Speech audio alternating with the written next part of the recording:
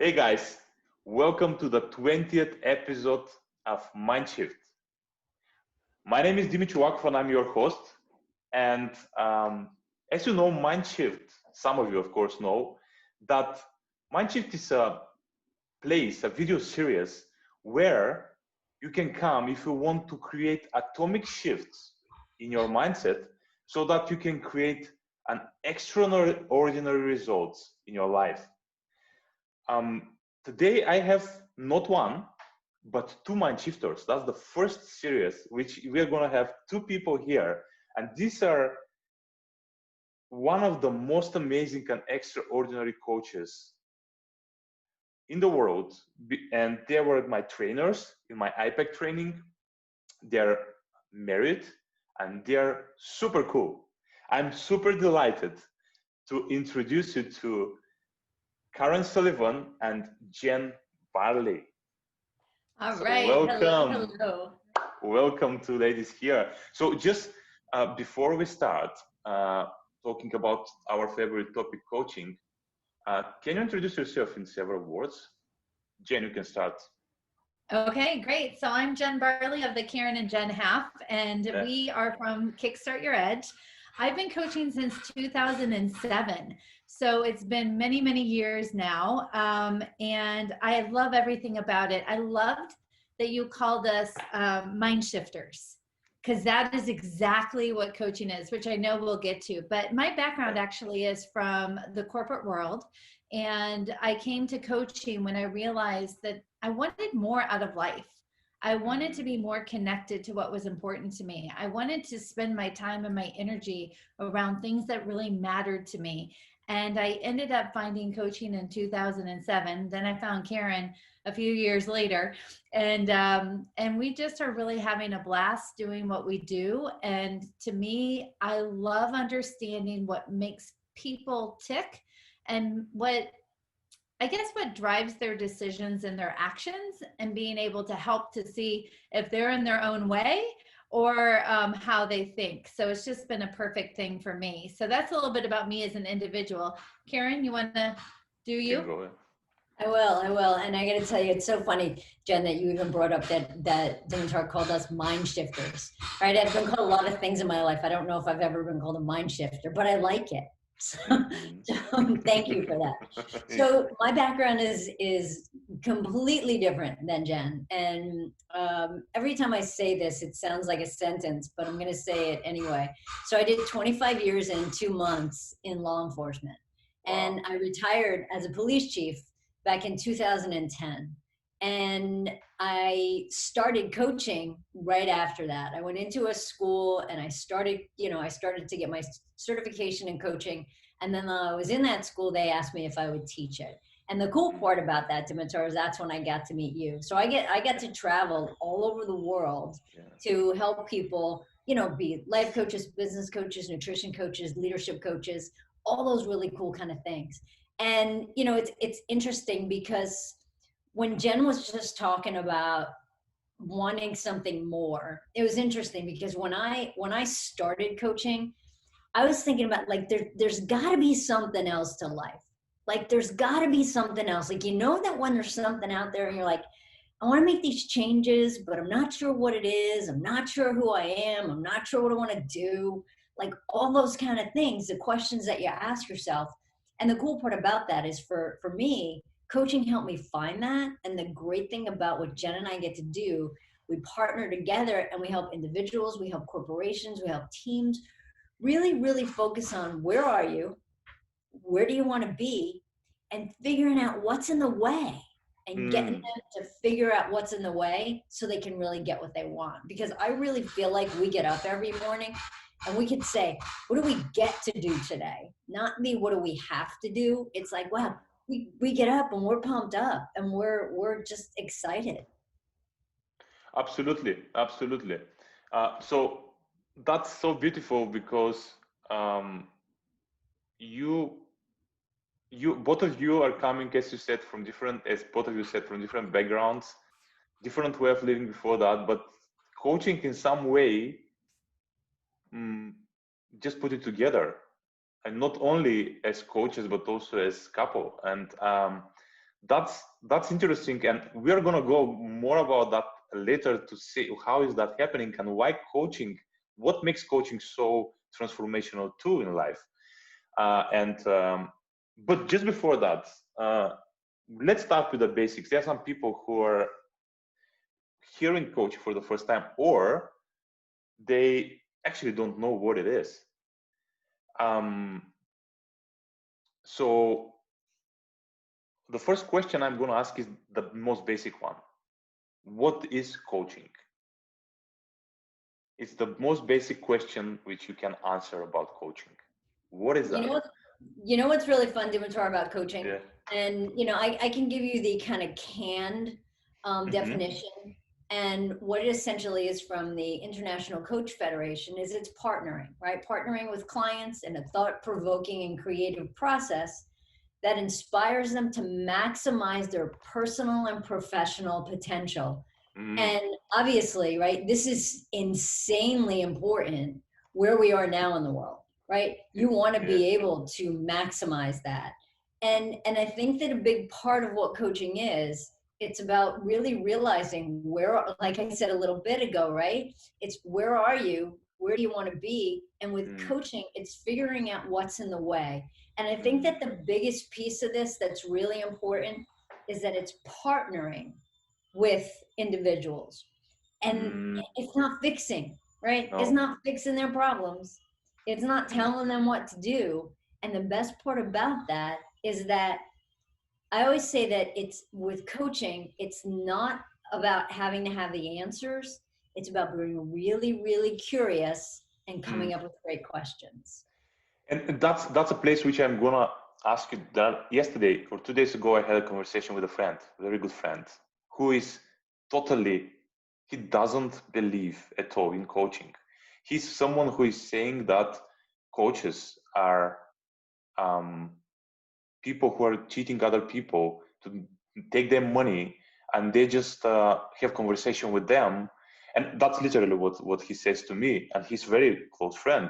And I'm not offending myself, out of that. But the interesting thing is, I want now to talk a little bit about that, because what he says is, you need to create some value for the other person. You should have some expertise and give them something, because only with questions, that's not value. That's what he says. So I wanted now to talk about this one. Jen, you can try now, yeah? Yeah, I think this is interesting, right? So what your friend has is a stuck perspective. He or she has a perspective on what coaching is and what you need to do and how you should do it. And we all have perspectives. The interesting thing is, by asking questions, we allow our clients or friends or people to understand there's another perspective they could choose if they wanted to. And so what I mean by that is, in what ways, I wonder, is the perspective of coaching is really nothing, it's just taking money for not doing anything, you're not, like, how does that perspective actually keep the other person closed down or not open? Or what opportunities might they be missing for having such a strong belief? Exactly. And it's interesting because questions, yes, if the truth is, if I was to give your friend, here's a bunch of action items and this is what you should do, and based on my experience, this would be super helpful for you, chances are it won't be.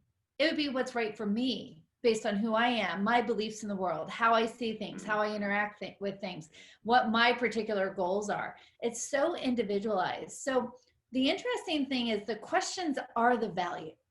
Because when we as coaches are able to ask questions that unlocks a new perspective, that is a gift that will keep somebody unstuck, right? So if they have a different way of seeing the world, imagine what's possible. So I understand people like the tangible, but the world of possibilities really lie within the questions. That's a great way of saying it. I tried to explain that also there. I was talking to him, and the thing here is, what makes questions, and I was telling him that the space which coach can create for someone is a space which this person can create it themselves. These people can create it themselves because of the judgments, of course, in their mind and the way they were seeing and these perspectives, the stuck perspectives they have. What is the rowing questions there? How these questions unleash these stuck perspectives? Karen, you can take the ball now a little bit. Sure thing. And you know what? It's interesting because there's questions, and then there's powerful questions. Mm-hmm.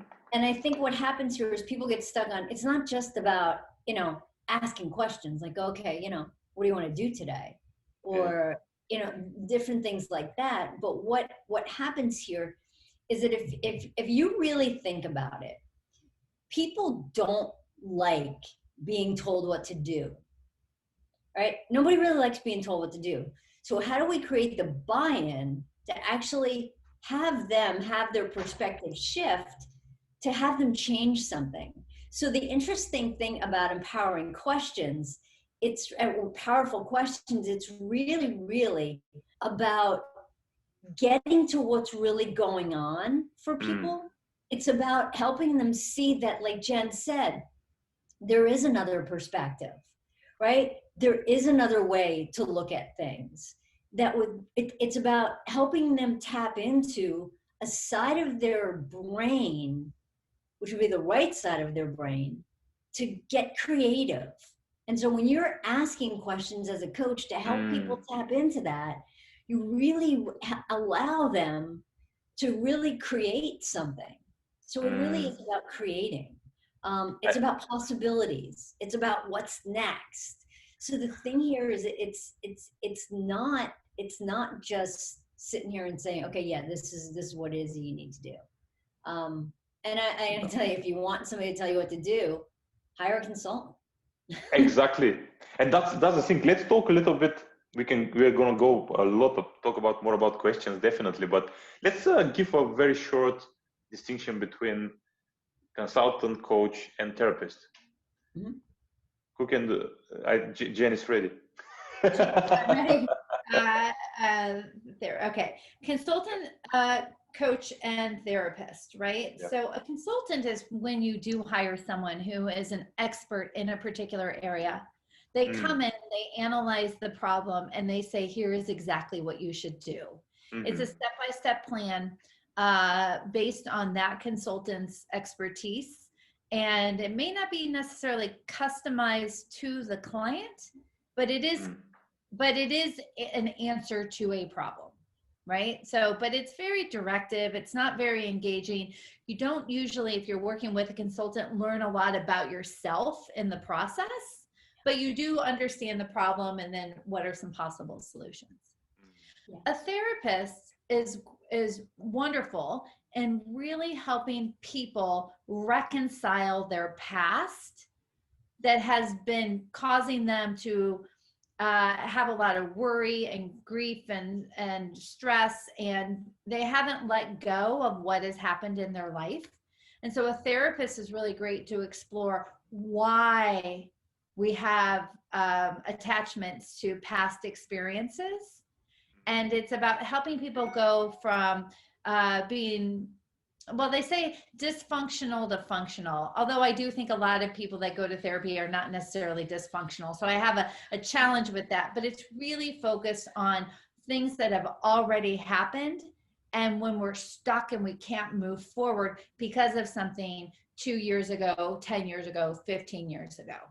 Mm-hmm. A coach, on the other hand, works on it is where it is what it is. Where are you today? Now, where do you want to go? So it's more about going from being, like functional to optimal, if you want to think about it that way. And it's really about a place of possibilities. It's a place of acceptance of the past in order to move forward, where the therapist is more of the reconciliation of it. Okay, that's a great, yeah. Karen. Just really quick on that too, and I think that Jen, you hit and we were talking about powerful questions too, right? And the therapist is going to focus a little bit more on why, and as coaches, we're going to focus more on what. Like, Mm. what are the possibilities? Not like, why'd you do that, or why that happened, or things like that. And I'm not saying wise or bad questions all the time, but the therapist goes like into the past. And like Jen just said, with a coach, we're going to figure out what's going to work. We're going to figure out the ways of the how kind of questions, the what's and the hows versus the whys. That's a great distinction. So to summarize, what we say is consultant is an expert in something. He just says what you should do because of the expertise they have, and the therapist is helping people to become functional or to heal the past in some way, understand the why they are, so that they can come back here and live now in this moment. And then the coach is getting this functional person, and it helps this person to create the possibilities which he can or she can create in life.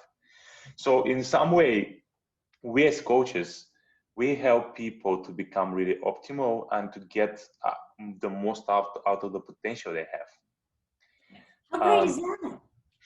Right? I mean, that's what I'm trying to explain.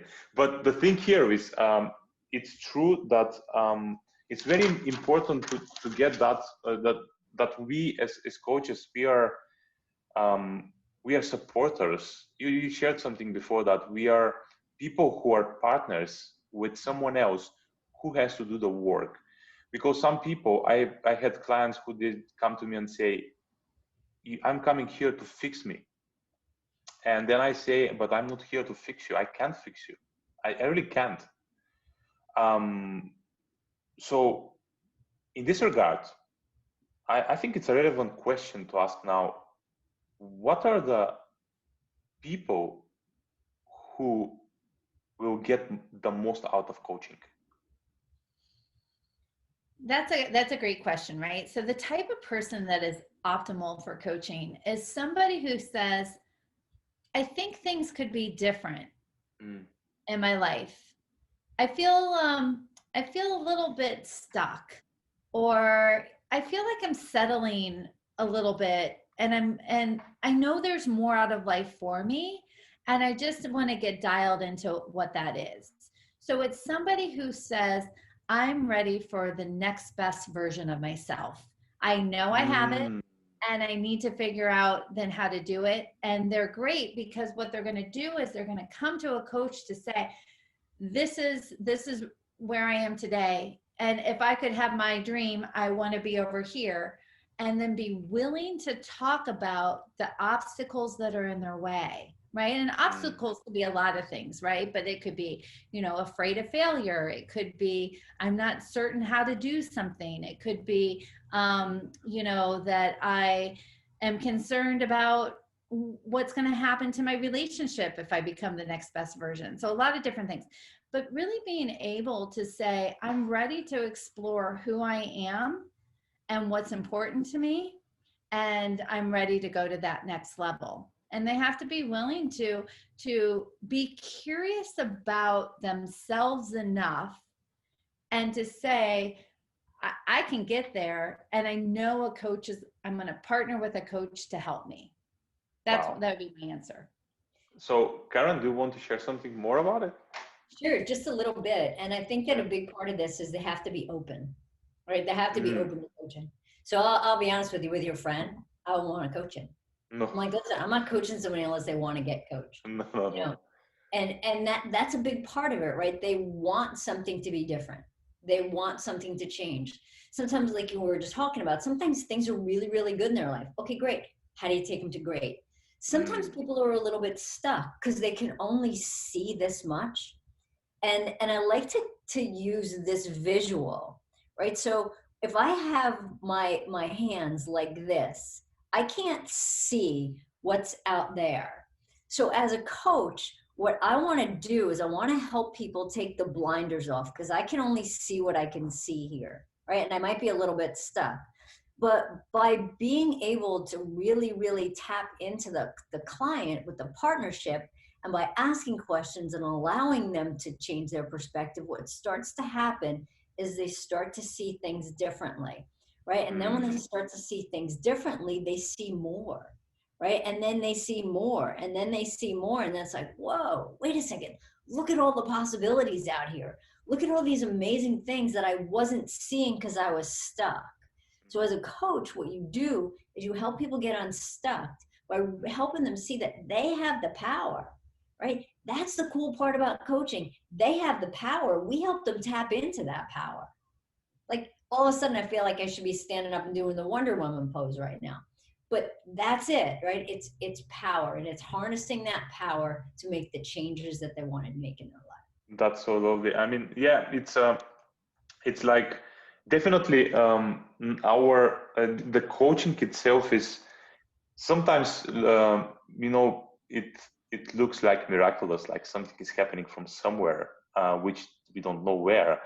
But the reality is that I'm so astonished that sometimes it's just this space which is created there is the miracle, and some people, that's what I think people don't understand, that to create this space you need a lot. It's important to have so many qualities in order to create this space for people. Even though it seems nothing, it's actually everything.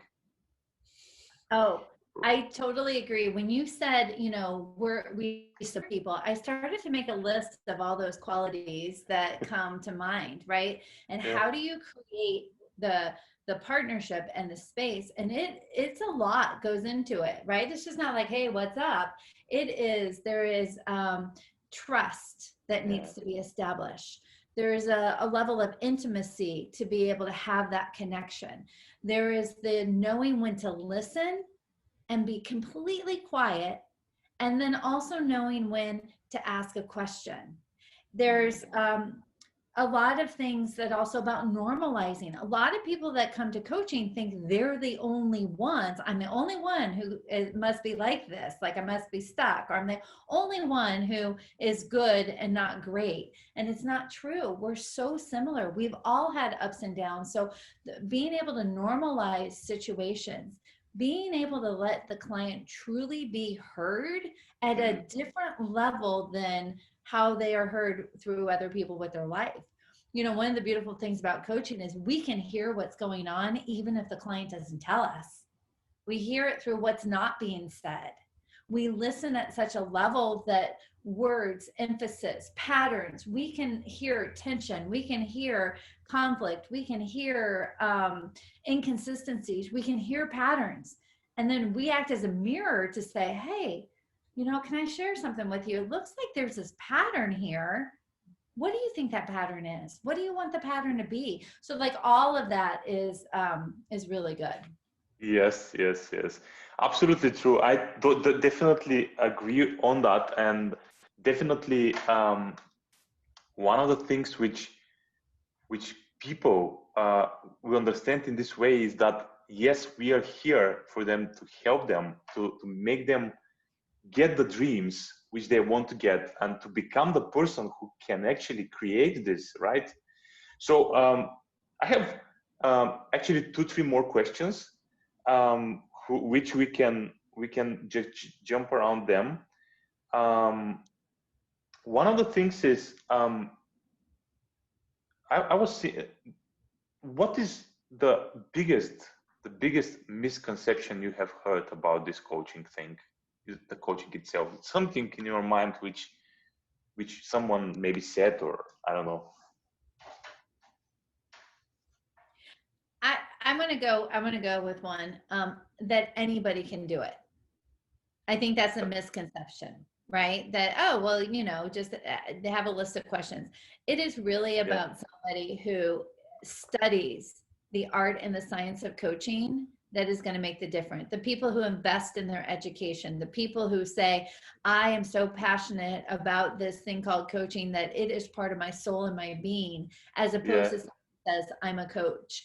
So it's really a way of being versus something that you do. And so I think a misconception is, anybody can do it. And it's not true. That's a great question. That's a great thing. What do you think about that, Karen? So I agree 100%. And I think too, that the other part that goes with this, another misconception is that just because you're good at fixing problems, that you're going to be a good coach. Actually, that's not going to make you a good coach at all. Exactly, exactly. Because you know, now we can talk about a little bit what are, and I won't answer for both of you. Just think about it. What are the qualities you can share that one coach who you could say these are the things which coach just is important to have in order to really be coach which can help people create transformation in their life. So I wanted to say, Karen, and we can sort of go back and forth on this a little bit together. I want to say there is an element of boldness that is needed from your coach. What I mean by that is we have this saying that you can't see the spinach in your own teeth, right? So a coach needs to be bold to say, wait a minute, there's an inconsistency there, or I need to ask you about this because something's not ringing true. So we have to be willing to sort of call out maybe some things that we're seeing in a loving, supporting way in service of the client, so to speak.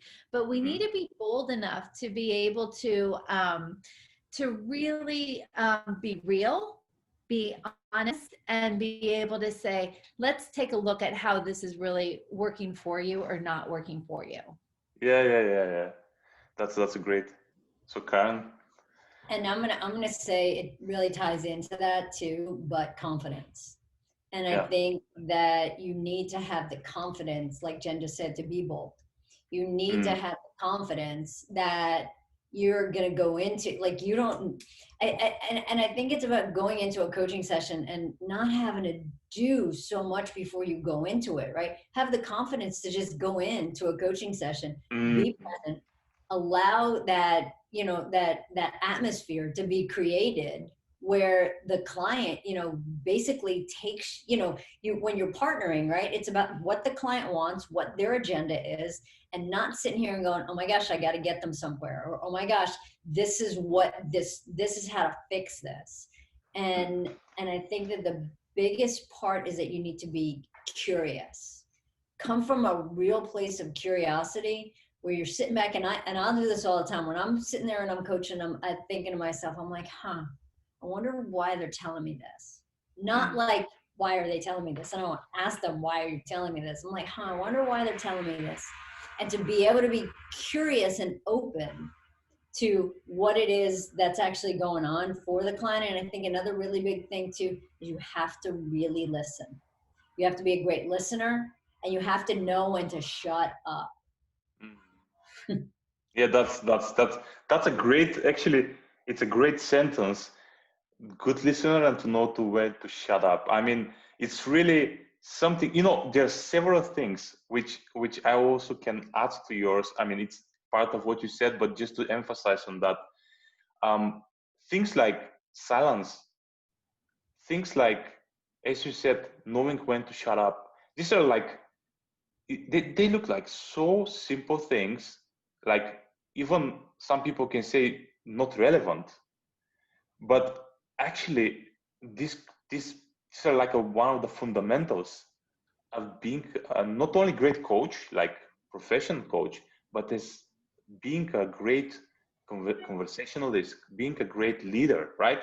So you talk about a lot about leadership, both of you. I know that this is something you do a lot, and it's about that. So coaching is not about a professional coach. It's about how can you use this in your everyday life, in your work, in your leadership, everywhere.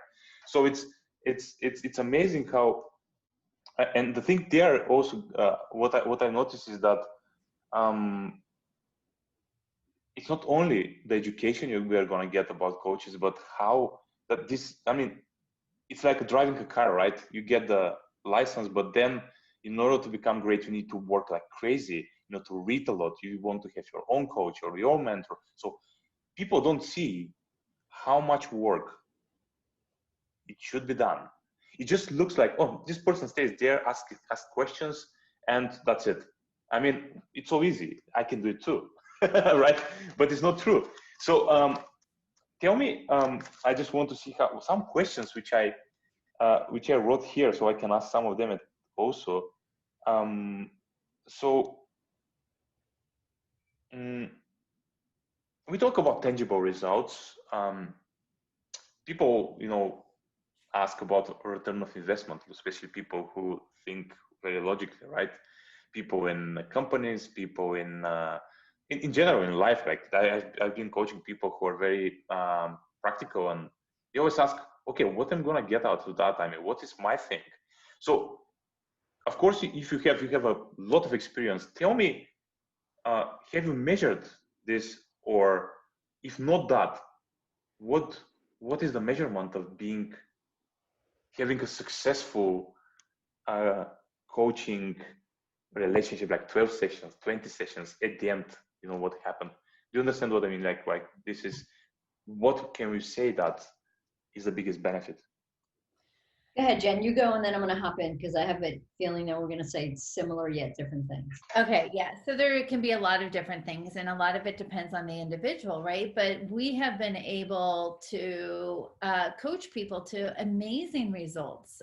People who have been promoted at work have become a better leader, have had better relationships with family members, being able to achieve personal milestones of perhaps losing weight or some athletic ability that they want to have. And the interesting thing is, and then we also have like some real things that we've worked with teams before. And so when we work with teams for a long time and we're doing coaching to have the team get better, we've seen results where people have been able to close a $21 million revenue gap with one person team that we have worked with. And it was amazing. And they've had a lot of different milestones, but that was a really big day that they had to close the gap. And we were coming into the organization to do work with them. And we said, well, give us a real problem. And they're like, we've got one. And then at the end of the day, we were able to work with that team to close the gap, to understand who they are as a team better, and to be able to carry forward from that particular session how they're going to recreate that on a daily basis. So the results really span the gamut with just different potentials and possibilities. Karen, what were you thinking? Yeah, that's interesting. Yeah, it's funny. I was thinking about the that's why I said the similar thing. I was thinking about the $21 million thing also. But wow. I think that another big part is helping people identify, what does success mean to you? Right? And defining that. It could be emotionally, it could be spiritually, right? It could be financially. But the thing is having somebody really define, okay, great, when we're done with these, whatever, 12, 24, 36, however many coaching sessions, what do you really want to be different? That's the key, right? Because if you're going to want something different than Jen is going to want, I'm going to want something different than you're going to want. So having the client identify what's your success criteria, and knowing that this is what we're going to initially start to move for, but knowing that the success criteria could change as we start to get into it. And I think that that's the big part of the partnership, about that you're creating this relationship with that client, and you can see what's really important and have them, why is this important? Well, why is this important right now? And really figuring that out, because you need to have the success measurements to know the direction initially, but then you also, as the coach, need to be willing to say, hey, listen, if you hear your client, let's just say, for example, they want to get this promotion at work, and they're like, that's the goal, that's the goal, that's the goal. And then all of a sudden you start to have some conversations with them, and you're hearing in your head like, that's not really what I'm hearing. No. And it's more about how do they get out of this job? The goal changes, the success changes, and that's okay. Yeah, this is the one thing which we as coaches know, and I know that you talk a lot about to find the goal behind the goal, right? To find the goal behind the goal, what we do is, so as I understand, you start the session, or you start the relationship, the coaching relationship with a goal, which is apparent and conscious. The person is conscious on this goal. It's aware. This is, I want to make this amount of money. After this, we finish with that. But we change it throughout the sessions because you realize that they realize actually that this is not what they want. And this is something which also some of the coaches, and me considering I was doing that, and because some coaches are listening that too, so we believe that, okay, we need to jump directly to show them that this is not their goal. You know, there is this feeling, because you perceive that maybe it's not, but they're not ready, right? There is a moment which we need to go to when they're ready to understand, okay, maybe it's not that, but they need to realize that themselves, people. So this is something which this is important for us as coaches to know too. It's our obligation that let's be together with the client and just slightly give them the chance to come with us up, right? So another thing which,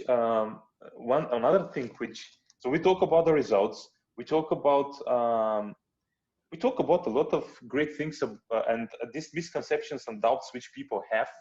I think you answered them really well, and I'm sure that people will understand way more the value of that. And one of the things which I realized, you can just give me the idea, but I think we've spoken. So the people who the relationship itself, coaching, it's as important to be a great coach and also to have a client who is open, right? So it's this partnership which creates the magic in coaching. And this is something which I also realized as a coach, that if the client is not open, you just don't start doing it, right? I think Karen shared that. You just don't, because no one will get something out of it at the end. And this is not to tell people, because some people say, oh, but you don't take responsibility or something like this. No. The thing here is we take responsibility, and that's why we say it, right? Oh, yeah. Right? This is exactly to take. Yeah, just tell me. Did you have these situations, actually? Did you have a lot of this when you start coaching someone? I guess that was in the first years in your practice. Well, it's interesting because it can happen at several different stages. One is maybe you speak to someone on the phone and you're just, and you ask them questions and to sort of see where are they and what's going on. And you say, maybe this isn't going to be a good fit. Another thing can happen is you may be 4 sessions in and all of a sudden you have to say, all right, let's have a conversation. How's this going for you? I feel like, it seems to me like you're holding back a little bit, and I just want to have a conversation about that to see what's going to make you feel more comfortable. What is it that we want to do differently? When we first agreed, we talked about being open and honest and being able to challenge each other. And so I want to bring that conversation up. So it really can be at different phases that may happen, but what Karen and I do is we just have a conversation about it. I would say that more it happens for us when somebody is assigned to coaching from a work perspective. So we're working with a team. Besides the teamwork, they get individual coaching and they may not be as bought into the process. And then what we do is this. We'll say, I get that you're not really bought into this. Like, we just acknowledge that. We hear it. It's okay. But then we say, and yet we have to meet for 11 times. And since we're going to meet, what is going to help you the most, since you have to invest the time anyway? And then we start to negotiate what that looks like. The perspective is people go, you're right. I do have to spend the 11 times. Okay, I will get something out of it. So just realizing they're making a choice of that, it's huge, right? So there's a couple different ways that happens. Karen and I are pretty straightforward with people, and we believe in people. We believe in their ability. We believe in coaching, and we believe in our ability. And in order to make that work, we're very open to checking in. How's this going? What do you need? I noticed you're shutting down a little bit. What's up with that? Right? So ways to be able to keep the conversation, because we don't take it personally. We just take it as, all right, what does this person need to get to where they want to go? And sometimes we don't work with them, and sometimes we just have to sort of get through a hump. Yes. You know what, Jen, I think a big thing about that too is it's, you know, our job is not to try to convince anybody of anything. That, No. you know, and I think that that's the key, right? We're not going to convince people of anything. However, what I would do is, it's like, I would be curious about what the resistance is, right? What's the resistance to this? Like, what's the worst that can happen? And help them understand, like, okay, great, tell me what's the worst that's going to happen if we have this conversation. But I'm not going to sit there and convince somebody to hop on the phone with me. That's not going to happen. You know, it's the thing is that most people, and that means to be fearless coach, I guess. Most people are afraid to go there because they think that the client will say you are not good enough, you are not great coach. I don't like the coaching. So we make it about ourselves in this moment, right? That we are the reason for that. And I had this moment. I'm not lying. I mean, I guess someone. When you start something, it's normal to have these moments, but then to realize that this is something which is not permanent and you can change it. And this is the coaching confidence we spoke about. I think Karen shared that this is very important for a coach. And one thing which I don't know who said it recently, I heard about it, and they asked me I think Prosperous Coach, the book, there was something there, and they shared there. I think Rich Litvin shared that. It's not about, they don't pay for your skills, but they invest in order to get their dreams. So they just invest in their vision. So when a person realizes that what they do is they invest in their vision, which is the reality of the situation, we've spoken about that now, then it's a big shift, because how much this vision costs for me, right? If I get this, how much this costs? Not the hours of the coach, not the time with the coach, not his skills or something, but how much is that? So it's a great shift which people can, for myself, that was, for me, was a big takeaway. Yeah, I agree with that. I mean, talk about mind shifts, right? So if you're sitting there going, well, how much is it going to cost? And what am I really going to get? And how many questions will they ask per hour? You're not in the right, that's a perspective that needs to be shifted, because it's saying, you know what, for a short period of time and some money, I can be living a great life. I can be going from good to great. I can be manifesting my dreams. I can get unstuck. Like that's a return on investment, time and time again. And it's how people look at it, right? Because we all get stuck. We all sometimes settle for good that we can go into great. But it's about taking action to say, I want to live my best life. And this is one of the ways to be able to do that. Yes, exactly. That's absolutely true. So I have two questions more before we go to the completion of the session today. It was really great. Thank you for everything so far, ladies. So the first question is, what makes coaching so valuable in this pandemic time? So, and I love the way you just thought about that question too, right? It's, you know, the thing is everybody's dealing with the pandemic in their own way. And Jen brought up something in the beginning when she was talking about normalizing. And I think that the big part about coaching is normalizing the fact that people are on a roller coaster. And however it is that you're dealing with this is 100% completely normal for you. Some people want to exercise more. Some people are gaining their COVID-19, right? And they're sitting home more. Well, people are home more. Heck, we're virtual, right? And I think that the big thing is realizing that by having somebody that is, again, going to partner with you to help you, whatever it is, do better, feel better, be better, any of those things. It's about that relationship. It's about the connection. People are craving connection. People want people that care about them. People want people that are looking out for their best interests. People want just that outside, you know, person to be able to help them see the spinach in their own teeth.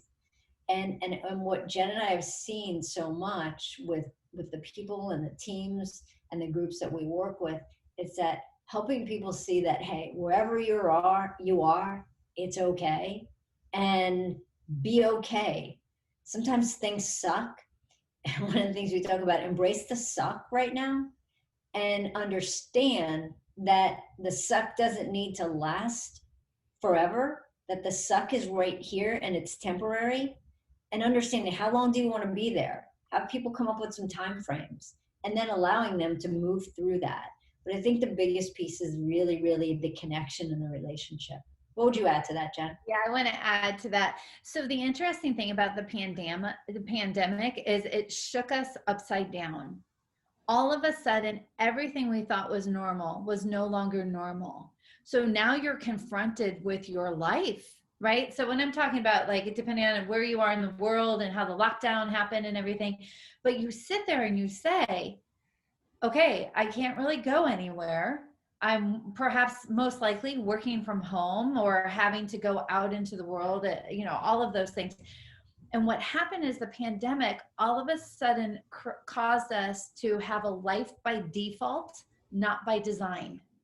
And by sitting in that moment of like, oh, is this all there is? I don't have that great of a relationship with my family. They're on my nerves. I got to figure out how to make this all work with new things. I can't do the things I used to be able to do. It's caused a lot of people to reevaluate, to saying, am I living my best life? If I go back to normal, what do I want that normal to be? If this is the normal, what do I want my new normal to be? And so it's really been a time of reflection, because with a sudden halt and stop of schedules and not being so busy and all of a sudden having to fill time in a weird way, it's causing people to say, is this what I want, or is there something more? So the pandemic to me this has been the greatest game changer in terms of saying, this is your life, now what? Wow. No, that's a great way to see it. And I guess just the one thing which is coming in my mind, additionally to it's part of what you said, but is coaching is something which always focuses on the opportunities and possibilities we have in everything. And in this situation right now, the only way to go through it, I guess, is to just focus on what's possible. What is the thing which this brings? What is the opportunity in this moment? Because life, history shows that in the hardest moments are the greatest opportunities, right? So this is the way we help people to go to this place and really realize that. Say, wow, now is the moment. What is possible? Let's see. It's interesting. So and now the last question. Both of you, I want to share that one coaching tool or question you're using every single day so that you empower yourself. If that's something which you can really give, we can just together give to people so they can use it every single day. So there's a couple things that are spinning in my head right now. And I think that a question that I would want to ask other people would be, how's that working for you? I love it. Right? Whatever it is that they're doing, how's that working for you? Wow. Because it gets you to see, you know, it's, is it or isn't it? And if it's working for you, great. And if it's not, then there's so many more questions that need to get answered. So I think that that's the biggest question that I would ask other people. And it's funny because there's a question that I ask myself a lot, because I could tend to be impulsive and I could tend to be very impatient. And there's actually two different questions. And one of the questions that I ask myself a lot, depending on whatever kind of situation we're in, I ask myself the question, how do I want to play this? what that forces me to do is it forces me to be in right now, right? So it's consciously thinking about, how do I want to play this? I don't mean playing from perspective, but how do I want to play this situation? And then the next question that would go with that, and what would the highest version of me do right now? Wow. Yeah, that's a good. So So many yeah, good questions. so I'm gonna stick with those. Yeah. Okay. Jen. So I think it's great. It's funny because how's that working for you is one I use as well, right? It depends on what space I'm in. And, but one question I usually try to ask myself is, what do I want to create today? Right? Or what do I get to create today, as a way to be in that mindset of possibilities and what's happening. And those are sort of the things that I do for myself from like a self-coaching perspective. And then it's situationally. Sometimes if I have maybe a challenging relationship that I have to deal with, I ask myself different questions as I go into that. And that's usually, what am I going to let go of in this next conversation? That's a big one for me, right? So what do I need to let go of? Or I may remind myself, you know what, just don't try to, because if it's like with my mother or something, don't try to talk her out of who she is. What can you just validate is her experience? Different things to help me show up, technically, to Karen's point, the highest version of myself. But those are the kinds of things, like I just think through, what do I want this next situation to be like, and how can I contribute to that? Wow. Thank you for all the wisdom and great questions and tools you shared. And I'm sure that everyone can really stay with them and try them in their life, because one question actually can change everything. That's the reality. Yeah, Jen. I want to share one thing. I was thinking about your friend, right? So if it was my friend who said coaching and blah, blah, blah from the beginning of the call, I would ask your friend, okay, give me a situation you're struggling with. And then what 3 questions would you ask yourself? And then share what 3 questions I would ask you. Because I think they're very different, right? So when Karen and I shared the questions that we ask ourselves, it's the what questions and the how questions. And what we find that most people tend to ask themselves are, why are people like this? Why is my life like this? Why did this happen to me? And really looking for an answer to why things are the way they are, versus looking forward to the question that can change everything. So I was just thinking that would be the game I'd play with a friend. Right? That's so lovely. I mean, that's the power of coaching, because this is coming from your intuition. And how can we shift the things so that can help even people who are against what it is there. But this is it. And then before we go, just share with us where do people can connect with you and find you. So I'm gonna put everything, of course, as links and stuff, but just share where is the place if I want to connect with you, where should I go? I would say probably, Care, that we would send people to our website is the best thing, right? So it's www.kickstartyouredge.com. And we do have 2 parts of our business where we help coaches become leadership coaches. And then we also work within organizations, but that's the best thing. And then Karen's always great with email as well. And her email is Karen@kickstartyouredge.com. So that just out and ask us questions or introduce yourself, or that I would say that's what comes up, right, Karen? Yeah, those are the best ways for people to get in touch with us. But and you know what, and this might sound a little silly, but call us. We actually answer the phone. So on our website is our phone number. It's 1-732-851-3343. And it's funny because we really do answer the phone. People are like, when we say hello, people are like, you answer the phone? We're like, well, why wouldn't we answer the phone? So call us, reach out to us on email, whatever way you want to stay connected, because we really, really believe in the value of relationships. And I got to tell you, Dimitar, I am so proud of you and Thank you.